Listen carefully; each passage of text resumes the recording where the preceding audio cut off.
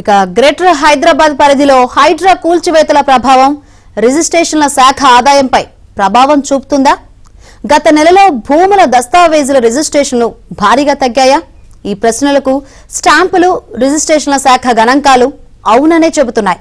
జులైతో పోలిస్తే ఆగస్టులో రిజిస్ట్రేషన్ల సంఖ్య భారీగా తగ్గింది.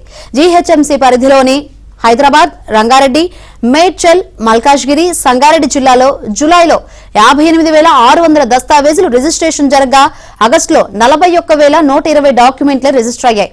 జులైలో రిజిస్ట్రేషన్ల శాఖకు 1,105 కోట్ల ఆదాయం రాగా ఆగస్టులో రాబడి 320 కోట్లు తగ్గి 785 కోట్లకు పడిపోయింది. హైదరాబాద్ లోని వివిధ ప్రాంతాల్లో ఇళ్ల స్థలాలు, లేఅవుట్లలోని విల్లాలు, అపార్ట్మెంట్లోని ప్లాట్లు కొనుక్కోవాలనుకునేవారు తాము కొనే ఆస్తి ఎఫ్టీఎల్ బఫర్ జోన్ పరిధిలో ఉందో లేదో తెలియక అయోమయానికి గురవుతున్నారు.